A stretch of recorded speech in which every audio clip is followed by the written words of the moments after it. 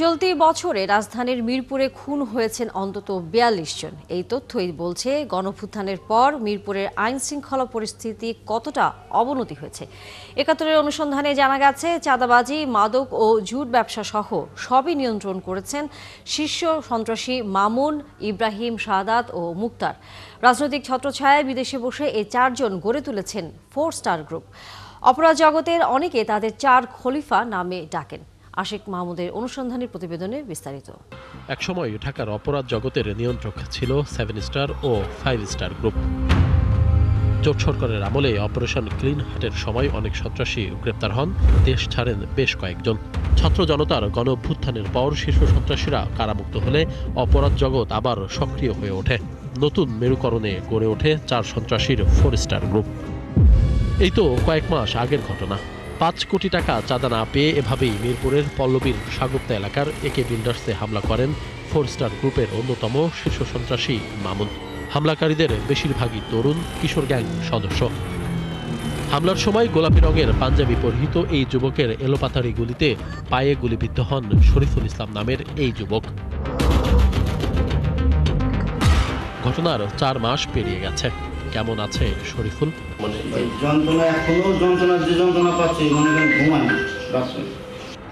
ঘরবন্দি জীবন তার, আয় উপার্জনও বন্ধ। নিরুপায় শরীফুল চাইলেন সন্ত্রাসীদের বিচার। চাই যে যারা দেশে যারা চাঁদাবাজি করে তাদের বিচার আমি চাই, তাদের দেশটা ভালো থাকে। সন্ত্রাসী ও চাঁদাবাজদের এমন তাণ্ডব মিরপুর এলাকার এখনকার নিত্যদিনের ঘটনা।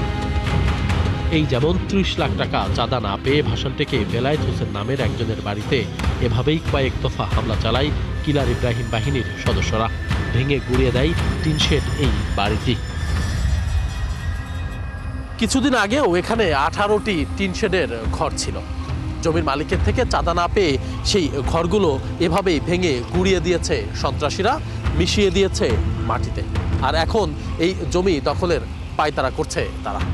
শুধু এই একটি জমি না, আশপাশের বহু জমি ঠিক একইভাবে ভেঙে গুড়িয়ে দখল করে নিয়েছে চক্রটি। ভুক্তভোগীরা জানায়, ফ্রান্স থেকে শীর্ষ সন্ত্রাসী কিলার ইব্রাহিম ফোন করে 30 লাখ টাকা চাঁদা দাবি করেছিল। কিলার ইব্রাহিম ফোন দিয়েছিল, আমার 30 লাখ টাকা চাঁদা চাইছিল। আমি বললাম যে বাবা, আমি চাকরিজীবী মানুষ, আমি চাঁদা দেওয়া সম্ভব না, আর কি এনে দিব। এগুলো নিয়ে 2-3 দিন বার্গেনিং হয়েছে। ও বলতেছে টাকা দেওয়ানো লাগবে, না দিলে এখানে বাড়ি 10 তলা করলেও বাড়ি থাকবে না। টানা কয়েকদিন ধরে এই হামলার ঘটনা চললেও ভাসানটেক থানা পুলিশ ছিল নির্বিকার। অভিযোগ এই ভুক্তভোগীর। ওসি তাদের পক্ষে সম্পূর্ণ কাজ করে, তাদের পক্ষে। এর মধ্যে ওই বাউন্ডারি করতে গেছি, আর আমার সাইনবোর্ড নিয়ে গেছে। আমি একটা অভিযোগ করতে গেছি, ওই যে কালা ইব্রাহিমের নাম দিছি, রনির নাম দিছি, এদের নাম দিলাম আরও উল্টা ওসি আমারে দমক টমক দেয়। প্রশাসন এটার সাথে জড়িত, প্রশাসন এটার সাথে জড়িত না থাকলে এই সমস্ত কাজ করতে পারে না। শুধু ছিনতাই, চাঁদাবাজি, দখলদারিত্ব নয়, সন্ত্রাসীদের মদদে মাদকের রমরমা কারবারও চলছে মিরপুরে। এই তো গত 27 সেপ্টেম্বর মাদক কারবারিতে বাধা দেয় মামুন নামের এই যুবককে বাসা থেকে ডেকে নিয়ে কুপিয়ে জখম করে কুরবান ও আশিক বাহিনীর সদস্যরা। এরা মুক্তার ও শাহাদাতের অনুসারী। আশিক কুরবান ওরা আপনার 50-60 জন গ্রুপ নিয়ে আসছিল আমার স্বামীরে মারার জন্য। কুরবানের পার্টি যারা সন্ত্রাসী, যারা চাঁদাবাজি করে বা যারা মাদক ব্যবসা বিক্রি করে, ওরা অসুবিধা মামুনেই যে মামুনের জন্য তোর জন্য আমরা কিছু ব্যবসা করতে পারতেছি না, তোরে সরাই বলাবো, তোর মাইরা বলাবো। স্বজনদের অভিযোগ, এই ঘটনায় উল্টো মামুনকেই গ্রেপ্তার করে পল্লবী থানা পুলিশ। পলাতক মামলা করে আইছে, আবার ভিড়া মিছা কথা ডাক্কা নিয়া এনকার নেতা মেতারা ডাকায় নিয়া তারপর আমার ছেলেরা এই রক্ত পানি শুদ্ধ মন করে আবার হ্যান্ডকাপ করাই দিছে। মিরপুরের চাঁদাবাজ ও সন্ত্রাসীরা কতটা বেপরোয়া, এবার তার একটি চিত্র দেখাবো আপনাদের। পুলিশ সূত্রে জানা গেছে, চলতি বছরে জানুয়ারি থেকে এখন পর্যন্ত শুধু মিরপুর জোনে হত্যার শিকার হয়েছে অন্তত 42 জন। এর মধ্যে শুধু পল্লবীতেই খুন হয়েছে 15 জন। প্রশ্ন হচ্ছে, কোন শক্তির বলে মিরপুরের সন্ত্রাসীরা এত বেপরোয়া? উত্তর খুঁজতে অনুসন্ধানে নেমে মিলেছে চাঞ্চল্যকর তথ্য। জানা গেছে, মিরপুরের শীর্ষ সন্ত্রাসী মামুন ওরফে ধ ব্লকের মামুন, কিলার ইব্রাহিম, শাহাদাত ও সিন্ডিকেট মুক্তার, এই 4 জন মিলে গড়ে তুলেছে 4 স্টার গ্রুপ। 4 জনই বিদেশে বসে গোটা মিরপুরকে 4 ভাগে ভাগ করে চালাচ্ছেন তাদের অপরাধ সাম্রাজ্য। এর মধ্যে মামুনের নিয়ন্ত্রণে মিরপুর 12, পল্লবী, বাউনিয়া ও সাগুপ্তা। ইব্রাহিমের রাজত্ব মিরপুর 13, 14, ভাসানটেক ও কালশী। শীর্ষ সন্ত্রাসী কালা জাহাঙ্গীরের প্রধান সহযোগী শাহাদাতের দখলে আছে মিরপুর 1, 2, 6 ও 7। মিরপুর 10 ও 11-তে দাপট মুক্তারের। এসব এলাকার চাঁদাবাজি, মাদক কারবার থেকে শুরু করে হেন কোনো অপকর্ম নেই যা তারা করছেন না, যদিও এসব নিয়ে ভয়ে কেউ প্রকাশ্যে কথা বলতে চান না। যদি কেউ চাঁদা না দেয়, কারো বাসায় গুলি করে, কারো হাত পায়ে দেখা যায় ছুরি দিয়ে পোষ মারে, ওদেরকে চাঁদা না দিয়ে কেউ বাড়ি করতে পারে না। বর্তমানে তারা এমন একটা সিন্ডিকেট বানিয়ে ফেলছে, মানে ব্যবসায়িকরাও তাদের হাতে মানে নিরাপত্তা পাচ্ছে না। এই যে মামুন বাহিনী, তারপর মুক্তার বাহিনী, হ্যাঁ, এরকম আরও 3-4টা বাহিনী আছে, তারা এইসব পরিচয় দিয়ে এরকম কাজকাম চলা বন্ধ করে দেয়। চাঁদাবাজি, মাদকটা তো সম্পূর্ণ তারাই নিয়ন্ত্রণ করতেছে বর্তমানে। ফোন দিয়ে হুমকি দেয় এবং তারা সরাসরি লোক পাঠিয়ে ওইখানে কাজ অফ করে দেয়। ফোরস্টার গ্রুপের গডফাদাররা বিদেশে থাকলেও দেশের মাটিতে তাদের কর্মকাণ্ড চালাচ্ছেন কারা? এই প্রশ্নের উত্তরও খুঁজেছি আমরা। জানা গেছে সন্ত্রাসী মামুন মালয়েশিয়া থাকেন। মামুনের সাম্রাজ্য দেখভাল করেন তারই আপন বড় ভাই জামিল ও আপন ছোট ভাই মশিউর। তার হয়ে আরও কাজ করেন দেলোয়ার হোসেন রুবেল, রফিকুল, নাটা আলমগীর, কালামুতালেব, রাজন, সানি, ভাগ্নে মামুন, সোহেল, কায়েস। কিলার ইব্রাহিম ফ্রান্সে থাকেন বলে খবর পাওয়া গেছে। তার হয়ে কাজ করছেন যুবরাজ, সাবু, শাকিল, ভাগ্নে সোহেল, জনি ও কালা ইব্রাহিম। একসময় ভারত থাকলেও শাহাদাত এখন থাকেন ইতালি। তিনি মিরপুর থানা ছাত্রলীগের সাধারণ সম্পাদক ছিলেন। তার নির্দেশে টিপু সুমন, ফিটিং শিশির, বিহারী নীলা, প্রচার সাইফুল, পিচ্চি আলামিন ও শামীম কাজ করেন। মুক্তার কখনো ভারত, কখনো নেপাল থাকেন বলে শোনা যায়। যুবলীগের রাজনীতির সাথে যুক্ত মুক্তারের সন্ত্রাসী কর্মকাণ্ড চালাচ্ছেন হাড্ডি সোহাগ, নওশাদ, আশিক, ডাসা শরীফ, এলেক্স জুয়েল, শুটার জাকির, তপু, আলামিন, রকি, ছোট রাকিব, শাহপরান, মিঠুসহ আরও অনেকে। শীর্ষ সন্ত্রাসীদের মধ্যে অনেকেই রাজনৈতিক পরিচয় ব্যবহার করে অপরাধের মাত্রা বাড়িয়েছেন। কিলার ইব্রাহিম ও মামুন বিএনপির রাজনীতির সাথে যুক্ত, তাদের পদও আছে। মিরপুর জুড়ে বিএনপি নেতাদের ছবি ব্যবহার করে বড় বড় ব্যানার ঝুলিয়েছেন তারা। এসব সন্ত্রাসীদের বিষয়ে কি ভাবছে বিএনপি? দলের নাম ভাঙিয়ে যারা এই ধরনের অপকর্ম সাথে জড়িত, তাদের ভবিষ্যতে দল করার বা দলের কোথাও কোনো থাকার কোনো সুযোগ নেই। আমাদের হাতে বেশ কিছু অভিযোগ আসছে এবং আমরা এটার সত্যতা যাচাই বাছাই করে ইনশাল্লাহ এটা দ্রুত সময়ের ভিতরে আমরা ব্যবস্থা নিব, যে যারা বিদেশে থেকে যারা দলের পদ ব্যবহার করে বা দলের পদের নাম ব্যবহার করে যারা অপকর্ম করছে, তাদের বিষয়ে আমরা যেটা সঠিক যাচাই বাছাই করে তদন্তের মাধ্যমে সেটা আমরা ব্যবস্থা নিব ইনশাল্লাহ দ্রুত সময়ের ভিতরে। এত অপরাধ কি করছে মিরপুর জোনের পুলিশ জানতে চেয়েছিলাম থানার ওসিদের কাছে, তবে কেউ ক্যামেরার সামনে কথা বলতে রাজি হননি। সর্বশেষ ডিসি জানালেন চিহ্নিত এসব সন্ত্রাসীদের দ্রুত গ্রেপ্তার করা হবে। কেউ এখানে চাঁদাবাজি করে বা মাদক কারবারি করে এখান থেকে নিস্তার পাওয়ার কোনো সুযোগ নেই। আমরা আমাদের কর্মকাণ্ডগুলো অব্যাহত রেখেছি, আশা করি আমরা সবকিছু আমাদের নিয়ন্ত্রণে রাখতে পারব। চিহ্নিত সন্ত্রাসীদের দ্রুতই গ্রেপ্তার করে জনমনে শান্তি ফেরানো হবে। আইন শৃঙ্খলা বাহিনীর এই আশ্বাস কি শুধু আশ্বাসের বাণীতেই সীমাবদ্ধ থাকবে, নাকি বাস্তবে জনগণ তার প্রতিফলন দেখবে, সেটাই এখন দেখার অপেক্ষা। আশিক মাহমুদ, ৭১, মিরপুর, ঢাকা। জুলাই সনদ থেকে নোট অফ ডিসেন্ট বাদ দেয়া অন্যায়ের শামিল বলে মন্তব্য করেছেন বিএনপির মহাসচিব মির্জা ফখরুল ইসলাম আলমগীর। জাতীয় প্রেস ক্লাবে এক সমাবেশে যোগ দিয়ে তিনি আরও বলেন, এ ধরনের কাজে সরকার বাধ্য করছে একটি বিশেষ রাজনৈতিক দল। তাদের উদ্দেশ্য নির্বাচন বানচাল করা। ৭ নভেম্বরের চেতনায় মুক্তিযোদ্ধা সমাবেশ আয়োজন করেছে বাংলাদেশ জাতীয়তাবাদী মুক্তিযোদ্ধা দল ও মুক্তিযুদ্ধের প্রজন্ম। মির্জা ফখরুল আরও বলেন, কারো চেষ্টায় ৭১-এর অবদান ভুলে যাওয়ার সুযোগ নেই বলে ৭১-এর পাশাপাশি ২৪-এর অভ্যুত্থানের ত্যাগ মূল্যায়ন করা হবে। বাংলাদেশের যারা ১৯৭১ সালে স্বাধীনতার বিরোধিতা করেছিল, তারা ১৯৭১-কে এখন আপনার নিচে নামিয়ে দিতে চায়। তারা শুধুমাত্র ২৪-এর জুলাইয়ের যে আন্দোলন তাকে বড় করে দেখাতে চায়। আমরা দেশে গণতন্ত্র প্রতিষ্ঠার জন্য, ফ্যাসিস্ট শক্তিকে পরাজিত করবার জন্য, হাসিনাকে উৎখাত করার জন্য আমরা ১৫ বছর সংগ্রাম করেছি। আমাদের মুক্তিযোদ্ধারা সংগ্রাম করেছেন। আজকে যদি কেউ দাবি করেন যে এককভাবে তারা যে কৃতিত্ব, আমরা সেটা মানতে রাজি নই। জাতীয় নির্বাচনের আগে যারা গণভোট চায় না তারা গণতন্ত্রে বিশ্বাসী না বলে মন্তব্য করেছেন জামায়াত ইসলামের নায়েবে আমির মুজিবুর রহমান। তিনি বলেন, গণভোট ও জাতীয় নির্বাচন একই দিনে হলে গণভোটের কোনো মূল্য থাকবে না। শনিবার সকালে রাজধানীর শাহবাগে স্থানীয় জামায়াত আয়োজিত ফ্রি মেডিকেল ক্যাম্প কর্মসূচি উদ্বোধন করে একথা বলেন তিনি। মুজিবুর রহমান বলেন, পিআর পদ্ধতিতে ভোট হলে নির্বাচনে কালো টাকা ও পেশিশক্তি দৌরাত্ম্য কমে যাবে, জনগণের ভোটের সঠিক মূল্যায়ন হবে। দেশেরও চিকিৎসা হওয়া দরকার। বাংলাদেশ দীর্ঘদিন ধরে এই অসুস্থ রোগে ভুগছে। আপনারা কি দেশের চিকিৎসা করতে রাজি আছেন? দেশের চিকিৎসা হলে জনগণের চিকিৎসা হবে অটোমেটিক ইনশাআল্লাহ। আপনাদের 54 বছরের ইতিহাসে এখানে সত্যিকার মানুষ তার অধিকার ফিরে পায় নাই। আমরা একটি দলকে ইতিপূর্বে দেখতে পেয়েছি নির্বাচনের কথা বলতে বলতে তাদের একদম নাকাল অবস্থা। সেই দল আবার এখন নতুন ষড়যন্ত্র করছে, জুলাই সনদের আইনি ভিত্তি নিয়ে ষড়যন্ত্র করছে, গণভোট নিয়ে ষড়যন্ত্র করছে। কোন ষড়যন্ত্র কাজে লাগবে না, জনগণ এগুলোকে রুখে দেবে ইনশাআল্লাহ। জাতীয় নির্বাচনের দিনই গণভোট হতে হবে, এর বাইরে অন্য কোনো কিছু হওয়ার সুযোগ নেই বলে মন্তব্য করেছেন বিপ্লবী ওয়ার্কার্স পার্টির সাধারণ সম্পাদক সাইফুল হক। শনিবার এক সংবাদ সম্মেলনে তিনি এসব কথা বলেন। রাজধানীর পল্টনের কেন্দ্রীয় কার্যালয়ে সংবাদ সম্মেলনে সাইফুল হক আরও বলেন, অধিকাংশ রাজনৈতিক জাতীয় নির্বাচনের দিনে গণভোট অনুষ্ঠানের মতামত দিয়েছিল। তিনি বলেন, সংসদকে পাশ কাটিয়ে সংবিধান সংশোধনের ক্ষমতা অন্তর্বর্তী সরকারের নেই। সরকার আসলে তার নিরপেক্ষতার পরীক্ষায় সরকার 14 মাস পরেও কিন্তু সরকার পাশ করতে পারেনি। যে ঐক্যমত কমিশনকে অনেকটা মাথার তাজ হিসাবে আমাদের রাখার কথা, সেই ঐক্যমত কমিশনকে এখন বিশ্বাসঘাতক এবং প্রতারক হিসাবে এখন সেখানে আখ্যায়িত করতে হচ্ছে। এটা খুবই বিব্রতকর, খুবই দুঃখজনক।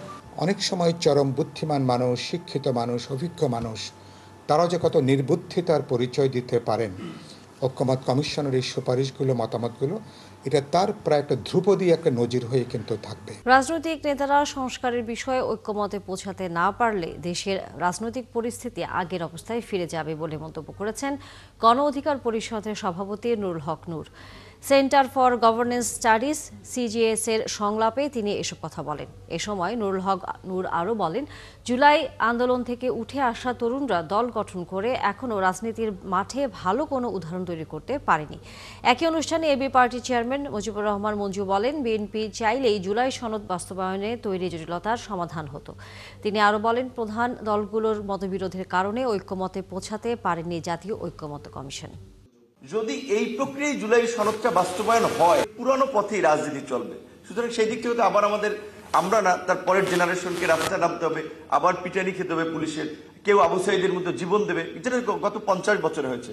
সুতরাং সেই জায়গা থেকে আমাদের তরুণরা যদি সচেতন থাকে এবং একটু রাজনৈতিকভাবে চিন্তা করে, তাহলে বোধহয় এখন থেকে অন্তত আগামী নির্বাচন এবং পরবর্তী সরকার আমরা অন্তত কিছুটা প্রেশার ক্রিয়েট করে হলেও, যেটা বলে প্রেশার গ্রুপ হিসেবেও বিভিন্ন পরিবর্তনে সরকার বিভিন্ন স্টেক হোল্ডারদেরকে বাধ্য করতে পারি। সমাধান এক কথায় সম্ভব, একটা অবাধ নিরপেক্ষ নির্বাচন দ্রুত দেন, নির্বাচিত পার্লামেন্টের হাতে ক্ষমতা হস্তান্তর করুন, তাইলেই এক কথায় সমাধান সম্ভব। আওয়ামী লীগ সরকারের পতনের পরও সাগর রুনি হত্যাকাণ্ডের বিচার প্রক্রিয়া এগোচ্ছে না বলে অভিযোগ করেছেন জাতীয় প্রেসক্লাবের সভাপতি হাসান হাফিজ। শনিবার দুপুরে জাতীয় প্রেসক্লাবের সাগর রুনি হত্যাকাণ্ডের বিচার, নবম ও দশম ওয়েস্টবোর্ড গঠন এবং অন্যায়ভাবে চাকরিচ্যুত সাংবাদিকদের পুনর্বহালের দাবিতে আয়োজিত বিক্ষোভ সমাবেশে তিনি একথা বলেন। সমাবেশে নেতারা সাংবাদিকদের ন্যূনতম বেতন 40,000 টাকা করার দাবি জানান। সাগর রুনি কেন বিচার হচ্ছে না এখনো পর্যন্ত? এখন তো কথিত হাসিনা, হাসিনার নেতা নাই, এটার জবাব সরকারকে দিতে হবে। তার মানে তাদের আন্তরিকতার অভাব আছে, সদিচ্ছার অভাব আছে, অঙ্গীকারের অভাব আছে। আমরা রাজনৈতিক দলগুলির কাছ থেকে শিষ্টাচারের প্রত্যাশা করি, তারা কিন্তু একটা দোষারোপের সংস্কৃতির মধ্যে চলে গেছে। একটা নির্বাচনকে প্রশ্নবিদ্ধ করার ক্ষেত্র একটা তৈরি হচ্ছে। আমরা সেটা চাই না, সাধারণ মানুষ সেটা চায় না। নতুন এক প্রেক্ষাপটে দাঁড়িয়ে নতুন বাংলাদেশে উন্নয়ন ও স্থিতিশীলতার জন্য ভোটের কোনো বিকল্প নেই বলে মনে করেন মৌলভীবাজার জেলা নারীরা। সেই সাথে চা শিল্পাঞ্চল আর পর্যটন সমৃদ্ধ এই জেলায় শিক্ষাক্ষেত্রে আরও গুরুত্ব দেবার কথা বলছেন তারা। পাশাপাশি ভোটের মাধ্যমে নিজেদের অধিকারের কথা বলতে চান জেলার নারী ভোটাররা। আসন্ন নির্বাচন নিয়ে মৌলভীবাজারে নারীদের ভাবনার বিষয়ে বিস্তারিত জানবো আহমেদ ফারুক মিল্লাদের তথ্য ও ছবিতে। দুটি পাতা একটি কুড়ির জেলা মৌলভীবাজার। এছাড়া মাধবকুণ্ড, হাম্মাম জলপ্রপাত, লাউয়াছড়া জাতীয় উদ্যান, হাকালুকি আর হাইল হাওরের অপার সৌন্দর্য ঘিরে রেখেছে এই জেলাকে। প্রকৃতি আর চা কন্যা খ্যাত এই জেলায় অতীতে নির্বাচন হয়েছে অনেকবার। নির্বাচিতরা নানা প্রতিশ্রুতিও দিয়েছেন, কিন্তু কেউই এর প্রতিফলন দেখেননি। বিশেষ করে চা শিল্পের সাথে জড়িত লক্ষাধিক নারী ও মণিপুরী খাসিয়া সহ বিভিন্ন ক্ষুদ্র নিগোষ্ঠীর নারীদের জীবনমানে কোনো পরিবর্তন আসেনি। সেই বাস্তবতা থেকেই এবার তারা একটি গ্রহণযোগ্য নির্বাচিত সরকার চান। আগে তো আসলো একটা পঞ্চায়েত, এ তো আমরা প্রতি কোনো খেয়াল রাখতো না, নম্বর ঘাটে আইতো না, দেখাশোনা করতো না, আমরা কি কষ্টে দিন কাটাইছি। এখন সরকারের কাছে চাই আমরা সুখ শান্তি, ভালো দিন কাল। তাছাড়া আমাদের বাচ্চা কাচ্চার লেখাপড়া হয় না, লেখাপড়ার মজুরি বাড়ে না। আমরা ভালো সরকার চাই, বাচ্চা কাচ্চা নিয়ে আমরা যাতে শান্তিভাবে থাকি। ভোট আমরা পরিবর্তন করতে চাই, কারণ আমরা অনেক কিছুর আছে, ঘাটতি পূরণ হয় না। আমরা মজুরি 500 টাকা হওয়ার কথা, কিন্তু 500 টাকা হয়েছে না। ভোট যে পাওক, যে রাজা হোক, আমরা চাই আমাদের যাতে মজুরি বাড়বো, আমরা আর সুখ শান্তি থাকবো, আমরা বাচ্চা কাচ্চা পড়ালেখা রুজিত করাতে পারি না, আমরা যাতে রুজি বাড়বো, এইসবে আমরা ভালো একটা সরকার চাই। মৌলভীবাজারের 15 লাখেরও বেশি ভোটারের মধ্যে প্রায় অর্ধেকই নারী। এর মধ্যে সাধারণ ভোটারের পাশাপাশি চা শ্রমিক ছাড়াও বড় একটি অংশ তরুণ শিক্ষার্থী, যারা কর্মক্ষেত্রে নিরাপত্তা চান। সেই সাথে নতুন প্রজন্মের ভোটার ও শিক্ষার্থীরা চান সমাজে সুষ্ঠু পরিবেশ বজায় থাকুক। আমাদের শিক্ষার্থীরা যাতে অনেক সুবিধা থেকে বঞ্চিত, তারা যাতে অনেক অধিকার থেকে বঞ্চিত, তারা অধিকারগুলো পায়। শিক্ষা থেকে যে তারা ঝরে পড়েছে, আমরা চাই নতুন বিদ্যালয় প্রতিষ্ঠিত হোক আমাদের বাগানগুলোতে। বিদ্যালয় খুবই কম। আমরা এরকম একজন প্রতিনিধি চাই, এমপি চাই, যিনি আমাদের প্রাপ্য অধিকারটা আমাদের দিতে পারেন। আমাদের মৌলভীবাজারের মধ্যে একটা মেডিকেল কলেজ নাই সরকারি, তারপর একটা পাবলিক ইউনিভার্সিটি নাই, যাতে ওনারা মানে এইদিকে একটু খেয়াল রাখেন আর কি। শিক্ষা ক্ষেত্রে উন্নয়ন চাই, আর নারীদের চলাফেরার বিষয়ে নিরাপত্তা চাই। ভালো একটা সরকার চাই, যাতে আমাদের চলাফেরার মধ্যে অসুবিধা না হয়, সুযোগ সুবিধা সবকিছু ভালোভাবে চলতে পারে। আর পর্যটন ব্যবসার সাথে জড়িত নারীরা দাবি করেন সংঘাতমুক্ত একটি ভালো নির্বাচনের। সেই সাথে নারী বান্ধব কর্মপরিবেশ চান নিজেদের যোগ্যতা প্রমাণের জন্য। যিনি আমাদের সকল দিক থেকে সাহায্য করে এবং পর্যটকের দিক দিয়ে যেন একটু বিশেষভাবে নজর রাখেন, এতে আমরা নারীরা যেভাবে কাজ করতেছি এখানে যেন একটু স্বাচ্ছন্দ্যভাবে কাজ করতে পারি। আমরা যারা পর্যটনের সাথে জড়িত নারীরা আছি, তাদের যে কাজের পরিবেশ সেটা যেন নিরাপত্তায় এবং সুষ্ঠু সুন্দর হয়, সে বিষয়টি যেন যিনি নির্বাচিত হবেন তিনি ভালোভাবে দেখেন। মৌলভীবাজার জেলার 4টি আসনে মোট ভোটার সংখ্যা 15,96,762 জন, যার মধ্যে নারী ভোটার রয়েছেন 7,84,686 জন। মনিরা কাজুরি, 71। চট্টগ্রাম বন্দরে নিউ মোরিং কন্টেইনার টার্মিনাল বা এনসিটি বিদেশি কোম্পানির কাছে ছেড়ে দেওয়ার প্রতিবাদ জানিয়ে গণ অনশন করেছে শ্রমিক কর্মচারী ঐক্য পরিষদ। চট্টগ্রাম প্রেস ক্লাব চত্বরে তারা এই কর্মসূচির আয়োজন করেন। নেতারা জানান, বন্দরের লাভজনক টার্মিনাল বিদেশি কোম্পানির হাতে গেলে দেশের অর্থনীতি ক্ষতির পাশাপাশি জাতীয় নিরাপত্তা হুমকির মুখে পড়বে। প্রবেশ চক্রবর্তীর প্রতিবেদন। কন্টেইনার উঠানামার আধুনিক গ্র্যান্টি ক্রেন সহ আধুনিক যন্ত্রপাতি সমৃদ্ধ সবচেয়ে লাভজনক টার্মিনাল চট্টগ্রাম বন্দরের অর্থায়নে নির্মিত নিউ মোরিং কন্টেইনার টার্মিনাল বা এনসিটি। শ্রমিক নেতারা জানান, আগামী ডিসেম্বরের মধ্যেই এই নিউ মোরিং কন্টেইনার টার্মিনাল আরব আমিরাতের প্রতিষ্ঠান ডিপি ওয়ার্ল্ডের কাছে ছেড়ে দেওয়ার সিদ্ধান্ত নিয়েছে অন্তর্বর্তী সরকার। এছাড়া কর্ণফুলীর লালদিয়ার চরে টার্মিনাল নির্মাণ ও পরিচালনার সুযোগ পাচ্ছে ডেনিস কোম্পানি এপি মোলার মার্স্ক। সরকারের এই সিদ্ধান্তের বিরোধিতা করছে বন্দরের শ্রমিক সহ বিভিন্ন সংগঠন। শনিবার চট্টগ্রাম প্রেস ক্লাব চত্বরে শ্রমিক কর্মচারী ঐক্য পরিষদ স্কপ গণ অনশনের আয়োজন করে। এই আন্দোলন যদি আমরা কামিয়াব হইতে পারি তাহলে পরে সরকার কোনো সরকারই এটাকে বিদেশির কাছে দিতে পারবে না। এটা আমাদের লাভজনক প্রতিষ্ঠান, এখানে কোনো লস হচ্ছে না এবং এটা আমাদের জাতীয় আন্তর্জাতিকভাবে এটা স্বীকৃত বন্দর। এই বন্দর যদি কোনো বিদেশিদের দেয় আমাদের জাতীয়ভাবে নিরাপত্তাহীনতা ভুগব। শ্রমিক নেতারা আরও জানান, চট্টগ্রাম বন্দর দেশের অর্থনীতির প্রধান প্রবেশদ্বার। এর আশপাশে নৌঘাঁটি, বিমানঘাঁটি, বিমানবন্দর, পেট্রোলিয়াম কর্পোরেশনের মতো জাতীয় গুরুত্বপূর্ণ স্থাপনা থাকায় বন্দরকে বিদেশিদের হাতে তুলে দিলে অর্থনীতির পাশাপাশি জাতীয় নিরাপত্তা ও সার্বভৌমত্ব হুমকির মুখে পড়বে। বন্দর যদি বিদেশিদের হাতে যদি চলে যায় তাহলে দেশের অর্থনৈতিক ক্ষতি হবে। এখানে আমাদের অর্থনৈতিক এবং নিরাপত্তা দুইটা বড় ধরনের ঝুঁকি। এই কারণে বন্দর শ্রমিক কর্মচারীরাও চাকরি হারাবে। তার কারণে আমরা শ্রমিক কর্মচারী আজকে অনুসরণ করছি। আমাদের এই দেশটা ভারত, চীন, আমেরিকা এই তিন শক্তির কাছে আমাদের একটা হটবেড হতে চায় না গাজার মতো। এ নিয়ে সরকারের কোনো আনুষ্ঠানিক বক্তব্য না পাওয়া গেলেও বিভিন্ন সময় গণমাধ্যমে সরকারের গুরুত্বপূর্ণ ব্যক্তিরা দাবি করেছেন, বন্দরের আধুনিকায়ন, বিদেশি বিনিয়োগ আকৃষ্ট করা এবং বন্দর পরিচালনায় দক্ষতা বাড়াতে বিদেশি অপারেটরের বিকল্প নেই। প্রণবেশ চক্রবর্তী, ৭১, চট্টগ্রাম। ঢাকা, সিলেট ও সিলেট কক্সবাজার রুটে নতুন ট্রেন চালু, টিকিট কালোবাজারি রোধ এবং রেলপথ সংস্কার সহ ৮ দফা দাবিতে সিলেট বিভাগে রেলপথ অবরোধ কর্মসূচি চলছে। তবে অবরোধ চললেও সকাল 8:30টার পর সিলেট থেকে আসা ঢাকাগামী কালনী এক্সপ্রেস শ্রীমঙ্গল স্টেশন ছেড়ে চলে গেছে। এখন পর্যন্ত কোথাও কোনো ট্রেন আটকানোর খবর পাওয়া যায়নি। সকাল থেকে সিলেট বিভাগ জুড়ে এই কর্মসূচি পালন করছে ৮ দফা দাবি আদায় বাস্তবায়ন কমিটি। গত ৩ মাস ধরে শান্তিপূর্ণভাবে আন্দোলন করা হলেও কোনো ফল মেলেনি। বৃহস্পতিবার সন্ধ্যায় কুলাউড়া জংশন স্টেশনের ভিআইপি ওয়েটিং রুমে আন্দোলনকারীদের সাথে রেলওয়ে কর্তৃপক্ষের বৈঠক হয়। বৈঠকে রেলওয়ে কর্তৃপক্ষ দাবি বাস্তবায়নের আশ্বাস দিলেও আন্দোলনকারীরা তা প্রত্যাখ্যান করেন। এরপর সর্বাত্মক রেলপথ অবরোধ কর্মসূচি ডাক দেওয়া হয়। দাবি আদায় না হলে আরও কঠোর কর্মসূচির ঘোষণা দেয় আন্দোলনকারী। অনুমোদিত টাঙ্গুয়া এক্সপ্রেস রেল চালু সহ ৮ দফা দাবিতে রাজধানীর মগবাজার রেলগেটে অবস্থান ও অবরোধ করেছে ঢাকাস্থ বৃহত্তর সিলেটবাসী। শনিবার সকালে তারা এই কর্মসূচি পালন করে। এই সময় ঢাকা থেকে ছেড়ে আসা সিলেটের জয়ন্তিকা এক্সপ্রেস ট্রেন থামানোর চেষ্টা করেন তারা। পরে ট্রেনটি না থামায় রেল লাইন অবরোধ করেন তারা। এতে অগ্নিবীণা এক্সপ্রেস ট্রেন আটকে যায়। পরে পুলিশ তাদের রেল লাইন থেকে সরিয়ে দিলে ট্রেন চলাচল স্বাভাবিক হয়।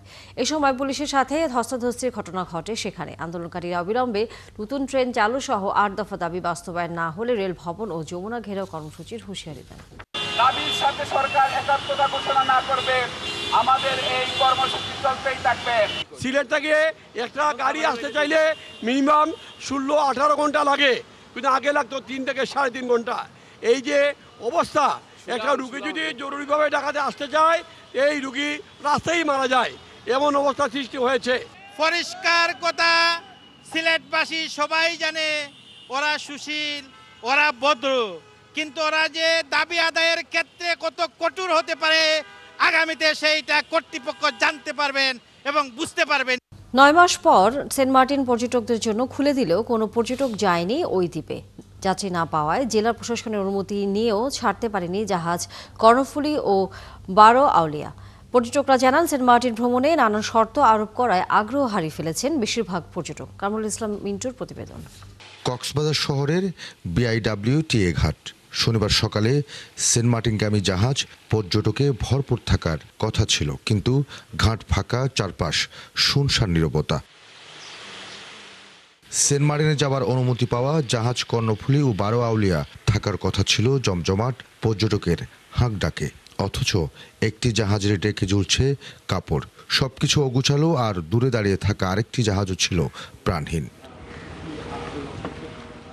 আসলে কোনো পর্যটক সেন্ট মার্টিন যেতে আগ্রহ দেখাননি। তারা জানান, সেন্ট মার্টিন ভ্রমণে সরকারের 12টি শর্তের মধ্যে অন্যতম প্রবাল দ্বীপে এ মাসে রাতে থাকা যাবে না। অন্য শর্তগুলো মানা দুষ্কর, এত বিধিনিষেধের মাঝে অবকাশ হয় না। আনন্দ বিনোদন করার জন্য সরকার যেন এটাকে একটা দায়িত্ব নিয়ে এটা যেন ক্লিয়ার করে দেন, যেন আমরা সকল মানুষ ওখানে থাকতে পারি, যেতে পারি। ওখানে যায় যদি রাত্রি যাপন করা না যায় তাহলে তো যাওয়ার কোনো মানেই নেই, কারণ এত দূর যাওয়ার পরে যদি ওখানে সময় না পাওয়া যায়, কারণ ঘুরতে হবে, দেখতে হবে, আমি গেলাম চলে আসলাম, তাহলে লাভ কি? আর হোটেল ব্যবসায়ীরা বলছেন সেন্ট মার্টিন ভ্রমণের এত কড়াকড়ির প্রভাব পড়েছে কক্সবাজারের পর্যটনের উপরও। টুরিস্ট যদি না থাকে জাহাজও বা কেন যাবে? আবার সেন্ট মার্টিনের যে যারা আছে বর্তমানে বসবাস করতেছে তাদের বা জীবিকা নির্বাহ কেমনে হবে? সেন্ট মার্টিনে যেতে হলে অবশ্যই কক্সবাজারে তাদের স্টে করতে হবে। অবশ্যই এটা সেন্ট মার্টিন যদি রাতে থাকতে না পারে, অবশ্যই আমরা যারা পর্যটন সেক্টর আছে কক্সবাজারে, অবশ্যই এটা প্রভাব পড়বে। সেন্ট মার্টিন 3 মাসের জন্য খুলে দিলেও পুরো নভেম্বর মাসে রাতে থাকা যাবে না। ডিসেম্বর ও জানুয়ারি রাতে থাকা গেলেও পর্যটক সংখ্যা হতে হবে 2000। তাছাড়া ভ্রমণ করতে হলে ট্রাভেল পাস নিতে হবে। কামরুল ইসলাম মিন্টু, 71, কক্সবাজার। কক্সবাজারে অনুষ্ঠিত হয়েছে কক্সবাজার ম্যারাথন 2025। এতে অংশ নেয় স্কুল, কলেজ, বিশ্ববিদ্যালয়, প্রশাসন, সামাজিক সংগঠনের কর্মীরা। দেশ বিদেশের 1500 প্রতিযোগী এতে অংশ নেন। দৌড়ে 42 কিলোমিটার রহিম উদ্দিন, 21 কিলোমিটারে মামুন ও রিক্তা, 10 কিলোমিটারে জাকির ও বিপাশা এবং 2.5 কিলোমিটারে সাফিন এবং আমিদ জয়ী হন। কামরুল ইসলাম মিন্টুর প্রতিবেদন, ছবি তুলেছেন হেলাল উদ্দিন। খুব ভোরে একদল কিশোর, একদল তরুণ সমুদ্র সৈকত থেকে দৌড় শুরু করে পায়ের সাথে পা মিলিয়ে। কেউ ছুটে চলে নিজের শরীর গঠনে, আবার কেউ দৌড়ায় নিজেকে প্রমাণ করতে। শুধু তাই নয়, প্রতিবন্ধিতাও যোগ দেন পূর্ণ উদ্যমে। সে উদ্যম এমন যে পা না থাকাও বাধা হতে পারেনি। হুইল চেয়ার করে কেউ কেউ যোগ দেন দৌড়ের মিছিলে। শনিবার কক্সবাজার ম্যারাথনে অংশ নেওয়া খেলোয়াড়রা বিশ্বাস করেন শরীর সুস্থ থাকলে সব বাধা ডিঙিয়ে স্বপ্ন ছোঁয়া সহজ হয়। মানসিক সুস্থতা, সব ধরনের ডিপ্রেশন, অ্যাংজাইটি, অ্যাজিটেশন এগুলো রিমুভ করার জন্য, সাউন্ড একটা কর্মপরিবেশে কাজ করার জন্য। ভালো লাগছে। এটা আমার সেকেন্ড ফুল ম্যারাথন অ্যান্ড কক্সবাজারের মতো জায়গায় রান দেওয়া আসলে এটা খুব এক্সাইটিং বিষয়। নিজে সুস্থ থাকার জন্য হলো আমাদের রানটা প্রয়োজন। To live a healthy lifestyle, we need to run properly, not because of a win. Let's start today. Cox's Bazar সমুদ্র সৈকতের লাবণী পয়েন্ট থেকে সবাই একসঙ্গে শুরু করেন, কিন্তু বিভাগ অনুযায়ী কেউ যান 42 কিলোমিটার, কেউ 21 কিলোমিটার, আর ছোটরা যায় 2.5 কিলোমিটার। দৌড় শেষে সবাই একই রকম উচ্ছ্বাস জানান। Again, thanks to the organizers, and I hope this event continues. খুবই ভালো, ব্রেন ডেভেলপমেন্টের জন্য ভালো, উন্মুক্ত মন হওয়ার জন্য ভালো, সবকিছুর জন্য, ফিজিক্যালের জন্য তো আরো ভালো। বাজারে আমরা চাই যে আয়রন ম্যান বা এরকম মানে ট্রায়াথলন ইভেন্টগুলো, পাওয়ারম্যান, এই ধরনের ইভেন্টগুলো হোক, যাতে রানিং এবং সাইকেলিং, মেন্টাল মানে এই ফিজিক্যাল অ্যাক্টিভিটিস দিয়ে কক্সবাজার একটা গ্লোবালি আলাদা একটা জায়গা করে নিই। কক্সবাজার ম্যারাথনে দেশি বিদেশি মিলে 1500-এর মতো দৌড়বিদ অংশ নেন। বিজয়ীদের হাতে তুলে দেওয়া হয় পুরস্কার। কামরুল ইসলাম মিন্টু, 71, কক্সবাজার। চলছে সংবাদ সংযোগ। সরাসরি সংবাদ অনুষ্ঠান দেখতে থাকুন 71-এর ফেসবুক পেজে এবং সাবস্ক্রাইব করুন 71-এর ইউটিউব চ্যানেল। থাকুন 71-এর সাথে।